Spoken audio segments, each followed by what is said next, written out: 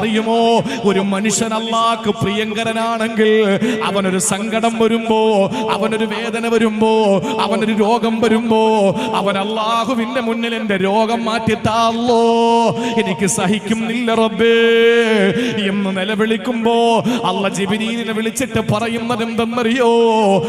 ജിബ്രീലേ, എന്റെ ദാസന്റെ വിളി കേട്ടില്ലേ? ആ ദാസന് നീ ആവശ്യമായത് കൊടുക്കണം കേട്ടോ, പക്ഷെ പെട്ടെന്നൊന്നും കൊടുക്കല്ലേ. അവന്റെ വിളി എനിക്ക് വല്ലാത്ത ഇഷ്ടമാ, അവന്റെ കരച്ചിൽ എനിക്ക് വല്ലാത്ത കൊതിയാ, എനിക്ക് അവനോട് വല്ലാത്ത സ്നേഹമാ. അതുകൊണ്ട് പെട്ടെന്ന് കൊടുത്താൽ അവനാ ദുആ നിർത്തിക്കളയും. അവൻ ചോദിച്ചോണ്ടിരിക്കട്ടെ, അവന് മതിയായത് ഞാൻ കൊടുത്തോളാ.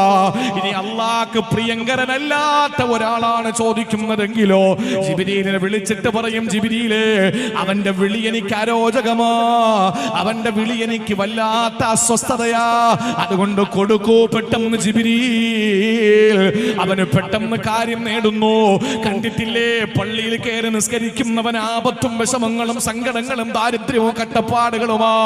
പള്ളി കയറാത്തവനെ അല്ലാഹു ഇങ്ങനെ ഉയർത്തി ഉയർത്തി കൊണ്ടുവരിക.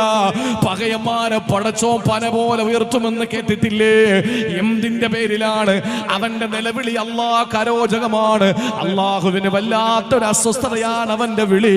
എന്നാൽ അല്ലാഹ്ക്ക് പ്രിയങ്കരനായ ഒരു മനുഷ്യൻ ദുആ ചെയ്യുമ്പോ അല്ലാഹ്ക്ക് ആ വിളി വല്ലാത്ത ഇഷ്ടമായത് കൊണ്ട് വീട്ടിൽ നിന്ന് ഈ പ്രിയപ്പെട്ട നിങ്ങൾ ഓരോരുത്തര് നിങ്ങളുടെ വീട്ടിൽ നിന്ന് പുറത്തേക്ക് പോവുകയാ.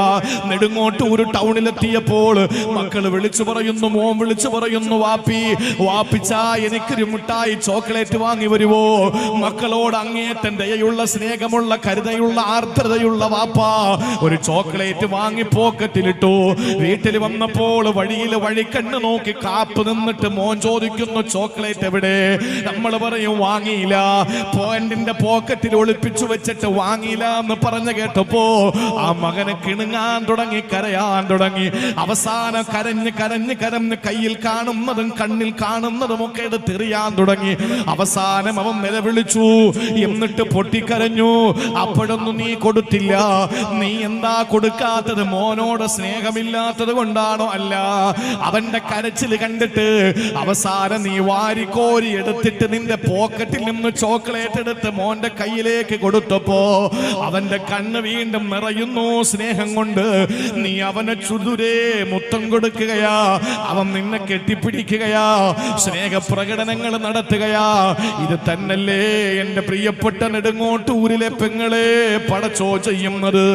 അല്ലാഹു നീ ചോദിക്കുന്നത് തരാത്തത് അല്ലാഹുവിന്റെ കയ്യിൽ ഇല്ലാത്തത് കൊണ്ടല്ല, അല്ലാഹു ലുബ്ധനായത് കൊണ്ടല്ല, പിന്നെ എന്തുകൊണ്ടെന്നറിയോ? നിന്റെ വിളി അല്ലാഹ്ക്ക് ഇഷ്ടമാ. അതുകൊണ്ട് നിർത്തല്ലേ നിർത്തല്ലേ ചോദിച്ചോണ്ടിരിക്കണം.